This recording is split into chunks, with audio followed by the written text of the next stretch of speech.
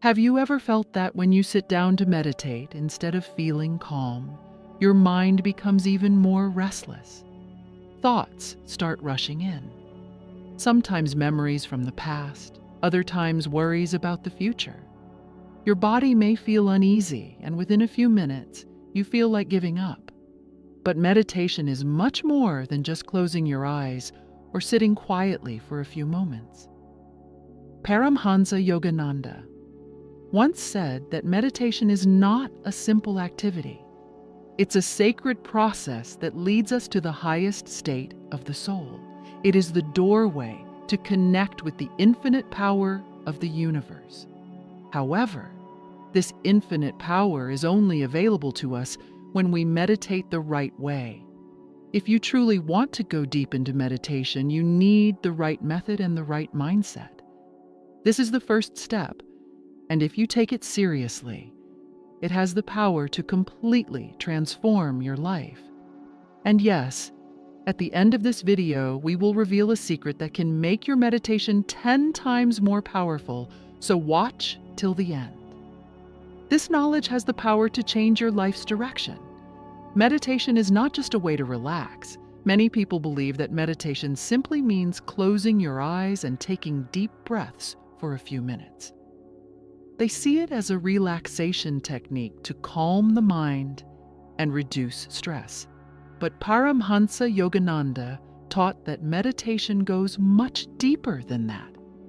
He said, meditation is not just a method to quiet the mind. It is the key to making direct contact with God. In other words, meditation is not just a mental break, but a path to awakening the soul. It is a way to reach the deepest parts of our being and connect with the infinite energy that drives the whole universe. The true goal of meditation is the awakening of the soul. When someone goes deep into meditation, they rise beyond the body and the mind and experience the soul. The mind becomes completely still. A deep peace and joy arise from within. The person realizes they are not just the body or the mind. They are a source of unlimited energy. In his book Autobiography of a Yogi, Yogananda repeatedly says that when we go deep in meditation, we can directly feel the presence of God. This is not imagination. It is a real, living experience. But here's an important question. If meditation is so powerful, why doesn't everyone benefit from it? The biggest mistake people make is trying to meditate without proper guidance. They start without truly knowing how. The right environment is essential for effective meditation. If you try to meditate in a place that is noisy or filled with negative energy, calming your mind becomes very difficult. That's why choosing the right place and creating the right atmosphere is very important. The success of your meditation depends greatly on the kind of space you choose for your practice. Paramhansa Yogananda shared certain principles for this. He recommended finding a quiet and stable place where there is no noise or interruption, somewhere people won't keep walking in or disturbing you. Stay away from phones or devices during this time. Have you ever noticed the deep sense of peace you feel when you enter a temple, an ashram, or a gurdwara? That's because thousands of people continuously pray and meditate there, building up powerful energy. Yogananda explained that a place where meditation happens regularly starts to store spiritual energy. Over time, that space becomes even more powerful for meditation. If you meditate in the same spot every day, it begins to collect positive vibrations, helping you go deeper into your practice. Natural places are even more effective.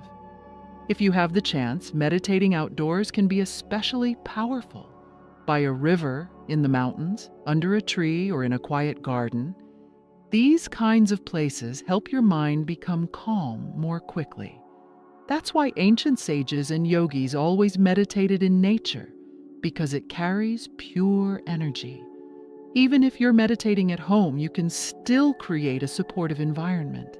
Lighting an incense stick or burning natural herbs like sandalwood or frankincense can purify the air and fill the room with positive energy. Yogananda said that fragrance is one of the simplest ways to prepare the mind for meditation. Some people also find that soft background music helps them go deeper. This could be gentle Sufi music, chants, or natural sounds like flowing water. But make sure the music is slow and peaceful, not distracting or loud. The lighting of your room also matters. Use dim light or a candle. Bright lights stimulate the mind, but soft lighting helps the body relax. Make sure the space is clean and uncluttered. A tidy, calm space naturally brings order to the mind. Even modern science supports the importance of the right environment for meditation.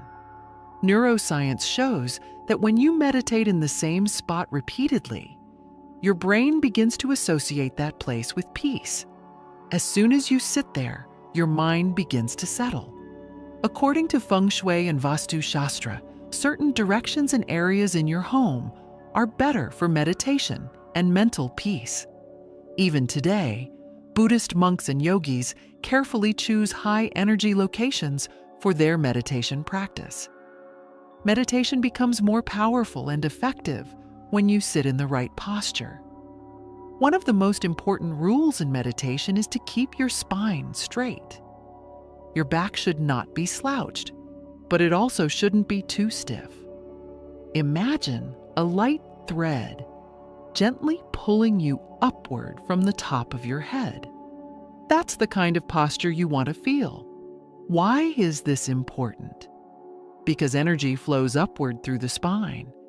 When the spine is straight, it allows the energy to rise and reach the crown chakra at the top of the head.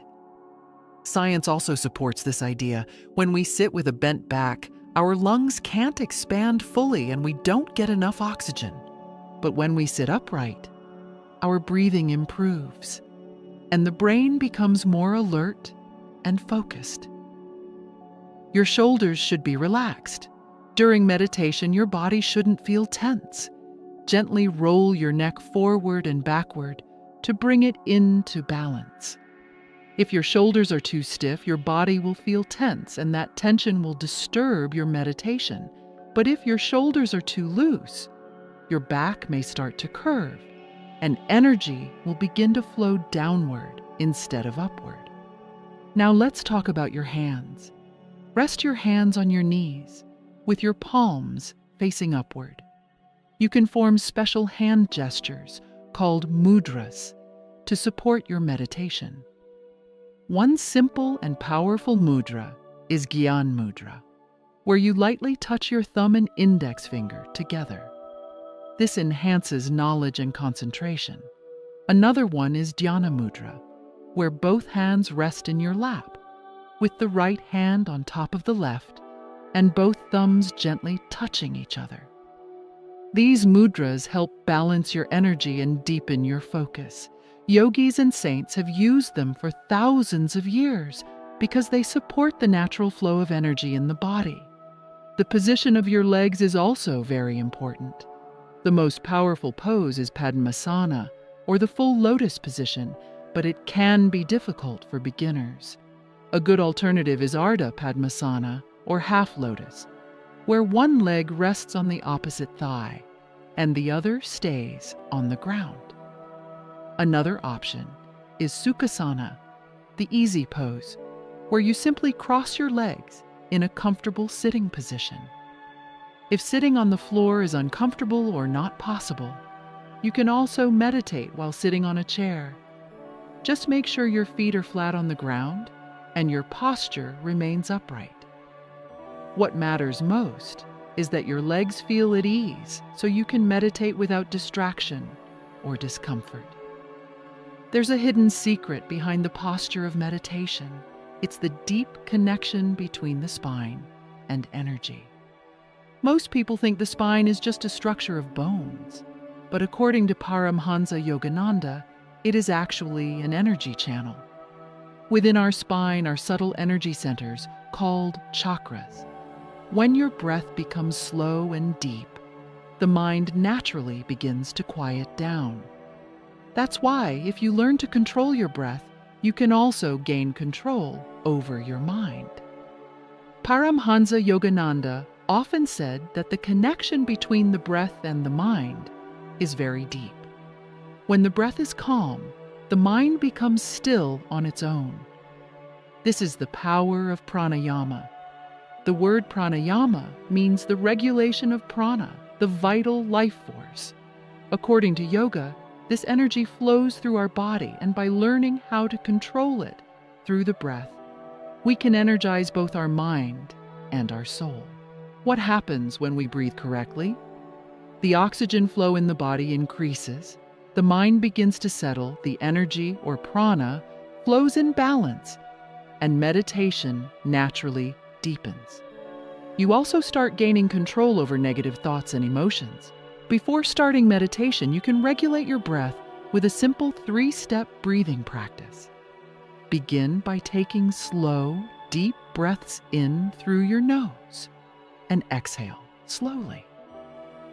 As you inhale, feel that you're drawing in pure, healing energy. As you exhale, visualize stress and negativity leaving your body. Repeat this for about 5 minutes. One of the most powerful breathing techniques recommended by Yogananda for meditation is the Hong Sao method. What is the Hong Sao technique? As you inhale, silently repeat in your mind the sound Hong. As you exhale, mentally repeat Sao. You're not supposed to chant this out loud, just silently within the mind. The benefits of this method are profound. Your breath starts to slow down. Your mind naturally begins to focus, and you start to go deeper into meditation.